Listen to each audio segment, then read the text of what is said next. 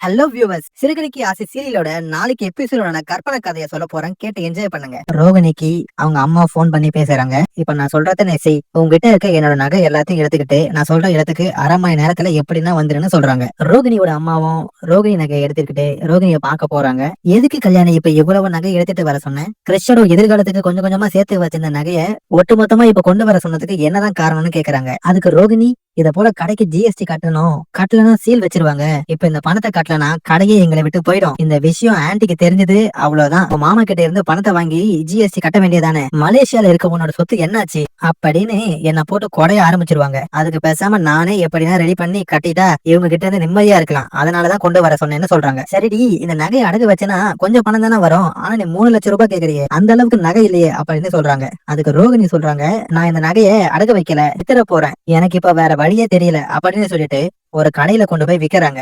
ஏற்கனவே பாட்டியோட 60வது நாள் பிறந்த நாள் அப்போ மீனாக்கு தெரிஞ்ச ஒரு கடையில முத்துவும் மீனாவும் போயிட்டு ரெட்டப்பட்ட செயின் வாங்கினாங்கல்ல, அந்த கடையில தான் இவங்க போயிட்டு இவங்க நகையை விக்கிறாங்க. முத்துவும் செல்வமும் டிரைவிங் கிளாஸ் ஓபன் பண்றதுக்கான முன் பணத்தை ரெடி பண்ணணும் அப்படின்னு பேசிட்டு இருக்காங்க. அப்போ முத்து சொல்றாரு, மீனா ஒரு பெரிய டெக்கரேஷன் ஆளை எடுத்திருந்தால, அதுல வந்த லாப பணத்தை என்கிட்ட கொடுத்துட்டு இந்த பணத்தை வச்சு டிரைவிங் ஸ்கூல் ஓபன் பண்ணுங்க அப்படின்னு 1 லட்சம் ரூபாய் கொடுத்தான்னு செல்வத்துக்கிட்ட சொல்றாரு. செல்வமும் நானும் கொஞ்சம் பணம் ரெடி பண்ணிருக்கேன், ஆனா அது பத்தாதுன்னு நினைக்கிறேன். அதனால என்னோட பொண்டாட்டி என்கிட்ட அவளோட வளையல அடகு வச்சு அந்த பணத்தையும் நம்மளோட முன் பணத்தோட சேர்த்து இப்போதைக்கு கட்ட சொல்லி கொடுத்திருக்கான்னு சொல்றாரு. இதை கேட்ட முத்து, ஏன்டா வலையில வைக்காம எதுவுமே புரட்ட முடியாதா? சரி, நம்மள மாதிரி கஷ்டப்படுறவங்களுக்கு நகை வைக்கிறத தவிர வேற என்ன வழி இருக்கு? இப்போதைக்கு தங்கச்சியோட நகையை வச்சு ஆரம்பிப்போம், அப்புறம் வர லாபத்துல புது வலையிலே வாங்கி கொடுத்துருவோம் அப்படின்னு முத்து சொல்லிட்டு செல்வத்தையும் கூப்பிட்டுட்டு அந்த வலையில அடகு வைக்கிறதுக்காக நகை கடைக்கு போறாரு. ரோகிணி 3 லட்சம் பணத்தையே எடுத்துக்கிட்டு ஷோரூம் போயிட்டு ஜிஎஸ்டிக்கு வாங்க வந்த ஆபீசர் கிட்ட, மனோஜ் இந்த உன் அக்கௌண்ட்ல 3 லட்சம் ரூபாய் போட்டிருக்கேன், நீ உங்களுக்கு செக் கொடுத்துருன்னு சொல்றாங்க. மனோஜும் அவங்க கிட்ட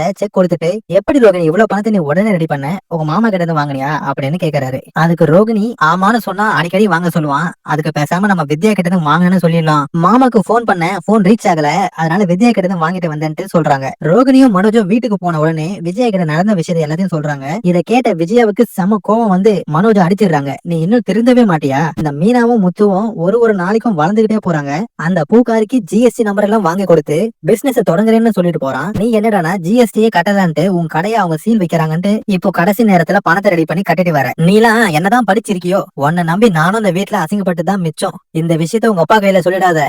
ஏன்னா அந்த கடை இப்போ உன்னோட கடை இல்ல, இப்போ அது உங்க அப்பாவோட கடை. இந்த விஷயம் அவருக்கு தெரிஞ்சிச்சு, அதுக்கப்புறம் முத்து இதை சும்மா விட மாட்டான், அந்த கடையில இருந்து துரத்தி விட்டுருவான் அப்படின்னு சொல்றாங்க. முத்து வீட்டுக்கு வந்ததும், என்ன பார்லரமா நகையை விக்கிற அளவுக்கு என்ன கஷ்டம் உங்களுக்கு அப்படின்னு கேக்குறாரு. இதை கேட்ட விஜயா, என்னடா உளர்ற, அவ எந்த நகையை வித்தா, யார பாத்துட்டு வந்து நீ உளர்ற அப்படின்னு கேக்குறாங்க. அதுக்கு முத்து சொல்றாரு, நம்ம பார்லர்மாவை தான் பார்த்தேன். மீனா, உனக்கு தெரிஞ்சவங்க கடை ஒண்ணு இருக்குல்ல, அந்த கடையில இந்த மாதிரி டிரைவிங் ஸ்கூல் ஓபன் பண்றதுக்காக செல்வத்தோட நகையை அடகு வைக்க போனேன். அப்ப அங்க பார்லரமா அவங்க நகையை வித்துட்டு பணம் வாங்கிட்டு வெளியே வந்ததை நான் பார்த்தனே அப்படின்னு சொல்றாங்க. அதுக்கு ரோகிணி, என்ன முத்து சும்மா இருக்க மாட்டீங்களா, உங்களுக்கு வேற வேலையே இல்லையா? என்னை பத்தி இல்லாததும் பொல்லாததும் சொல்லத்தான் ஒரு வேலையா வச்சிருக்கீங்க. நான் எந்த நகையும் விக்கல, நீங்க வேறையாயோ பாத்துட்டு வந்து இங்க என்ன குற்றம் சொல்லிட்டு இருக்கீங்க அப்படின்னு சொல்றாங்க. கோபம் வந்த முத்து, எனக்கு என்ன கண்ணு தெரியாதா?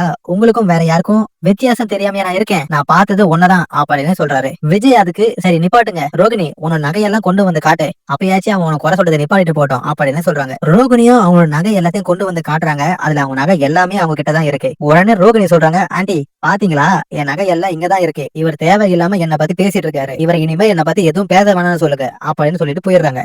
முத்துக்கு சந்தேகம் வந்துருச்சு, இவங்களோட நகைய இங்க இருந்துச்சுன்னா அப்போ அங்க வித்த நகை யாரோடது? இதுல ஏதோ ஒரு விஷயம் இருக்கு, நம்ம கண்டுபிடிக்கணும் அப்படின்ட்டு முத்து நினைக்கிறாரு.